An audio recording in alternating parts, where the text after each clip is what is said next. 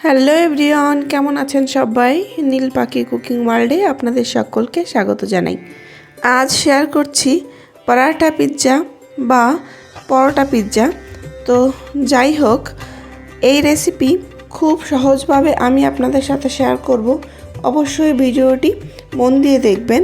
তো প্রথমেই আমি এখানে আন্দাজ মতো ছোট্ট একটা বাটির 1 বাটি ময়দা নিয়েছি, আর নিচ্ছি স্বাদ মতো নুন আর স্বাদ মতো চিনি। এবার এই সমস্ত উপকরণ হাত দিয়ে বেশ ভালোভাবে মিশিয়ে নিলাম, আর তারপর দিয়ে দিচ্ছি 1 চামচ ঘি। ঘিটা আপনাদের পছন্দ মতো দিতে পারেন, যদি বেশি ঘি পছন্দ করেন তাহলে 2 চামচও দিতে পারেন।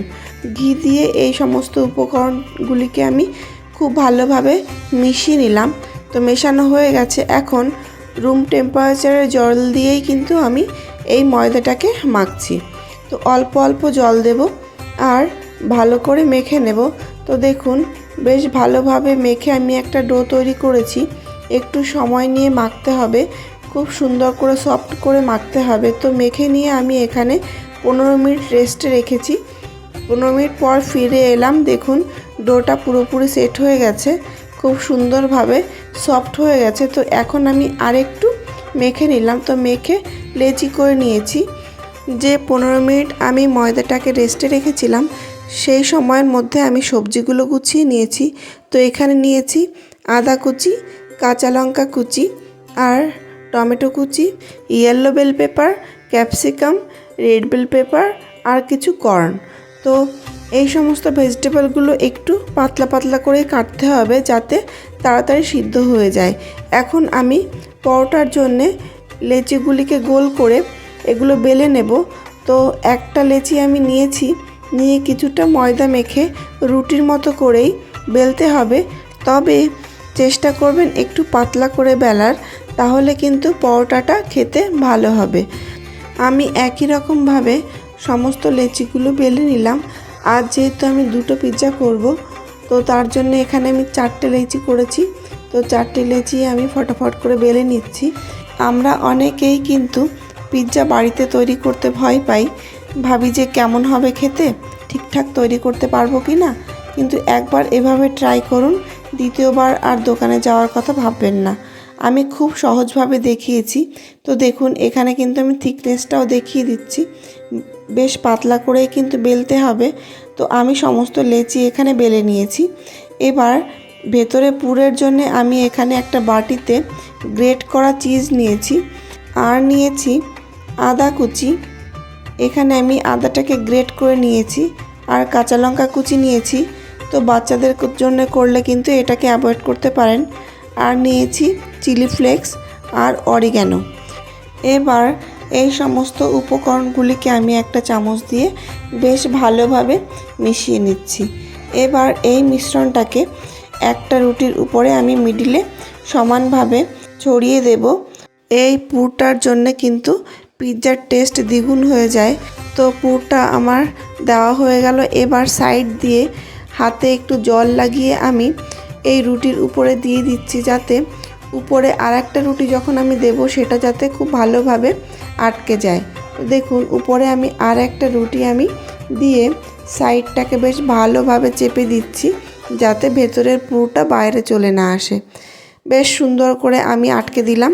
এবার একটা নাইফ দিয়ে আমি এই সাইডগুলিকে কেটে সমান করে দিচ্ছি, যাতে দেখতে ভালো লাগে। যেহেতু 2টো রুটি দেওয়া আছে, একটু ছোট বড় হতেই পারে। তো তার জন্য আমি একটু সাইডগুলো কেটে সুন্দর করে গোল করে দিলাম। আপনারা চাইলে এটা নাও করতে পারেন। তো আবারও আমি হাত দিয়ে চেপে বেশ সুন্দর করে আটকে দিলাম। তো এবার পরোটাটা রেডি হয়ে গেল, সেঁকে নিতে হবে। তো এবার আমি একটা ফ্রাইং প্যান বসিয়ে দিয়েছি। ফ্রাইং প্যান গরম হয়ে গেছে। ঘি দিয়ে দিলাম 1 চামচ। এখানে আপনারা কম বেশি করতে পারেন। তো আমি 1 চামচই দিলাম। এবার দিয়ে ভালো করে প্যানের গায়ে ছড়িয়ে দিলাম। এবার গরম হয়ে গেছে প্যান। এবার আমি পরোটাটা দিয়ে দিচ্ছি। এই সময় কিন্তু গ্যাসের ফ্লেম লো থাকবে। পুরো রেসিপি লো ফ্লেমেই কিন্তু হবে। তো দেখুন, একটা সাইড হয়ে এসছে। তো আমি এটাকে উল্টে দিচ্ছি। এখানে আমার সাপোর্টের জন্য 2টো খুন্তি ব্যবহার করতে হচ্ছে। তো এবার নিচের সাইড উপরে চলে এলো আর উপরের সাইড নিচে চলে গেল। তো উপরের এই সাইডে আমি এখন দিয়ে দিচ্ছি পিৎজা সস। আপনাদের কাছে না থাকলে কিন্তু টমেটো সসও ব্যবহার করতে পারেন। পিৎজা সস আমি বেশ ভালোভাবে ছড়িয়ে দিচ্ছি। তো এই সময় কিন্তু গ্যাসের ফ্লেম লো থাকবে। আপনাদের যদি সমস্ত কিছু দিতে দেরি হয় তাহলে গ্যাসটা বন্ধও করে দিতে পারেন। তো দেখতেই পেলেন আমি বেশ ভালো করে চিজগুলো গ্রেট করে দিয়েছি আর টমেটো কুচি ছড়িয়ে দিচ্ছি। এবার দিচ্ছি সুইট কর্ন। এই কর্নগুলো চেষ্টা করবেন একটু টাটকা নেবার, তাহলে সিদ্ধ হতে সময় লাগবে না। এবার আমি রেড বেল পেপার দিয়ে দিলাম আর দিচ্ছি ক্যাপসিকাম। সমস্ত সবজিগুলো একটু পাতলা পাতলা করে কাটতে হবে, তাহলে তাড়াতাড়ি সিদ্ধ হয়ে যাবে। যেহেতু এই পিৎজা তৈরি করতে বেশি সময় লাগে না, মোটা মোটা কাটলে কিন্তু সিদ্ধ হবে না। তো এখানে আমি ক্যাপসিকামগুলো বেশ ভালোভাবে সাজিয়ে দিয়েছি। এখন উপর থেকে একটু পেঁয়াজ কুচি ছড়িয়ে দিচ্ছি। এবার আমি উপর থেকে আর একটু চিজ গ্রেট করে দিলাম। তো চিজ দেওয়ার পর আর একটু অরিগ্যানো আর চিলি ফ্লেক্স ছড়িয়ে দিয়ে আমি পিৎজাটাকে বেশ সুন্দর করে সাজিয়ে নিলাম। এবার একটা রুটি ভাজার তাওয়া আমি সাইডে গরম করে রেখেছিলাম, সেটাকেই আমি উপর করে ঢেকে দিলাম।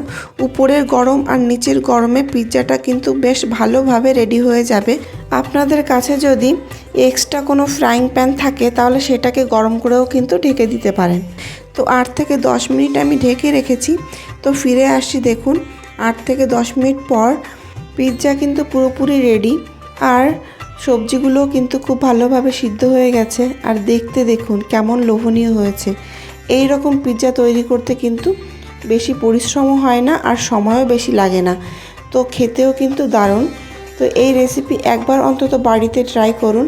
বাড়ির সবাই কিন্তু ভীষণ খুশি হয়ে যাবে আর বাচ্চারা তো বিশেষ করে ভীষণ খুশি হবে। তো এখানে কেটেও আমি দেখালাম। এই পিৎজা কিন্তু খেতে এত ভালো হয় আর নিচটা এত মুচমুচে হয়। তো একবার অন্তত অবশ্যই ট্রাই করবেন। অন্যান্য পিৎজার তুলনায় এই পিৎজা তৈরি করতে কিন্তু অনেক কম সময় লাগে, খেতেও কিন্তু অসাধারণ। তো এভাবে একবার অন্তত ট্রাই করার অনুরোধ রইল। আর ভিডিওটি কেমন লাগলো অবশ্যই জানাবেন। ভালো লাগলে একটা লাইক করবেন, কমেন্ট করবেন, শেয়ার করবেন আর সাবস্ক্রাইব করে আমার চ্যানেলের পাশে থাকবেন।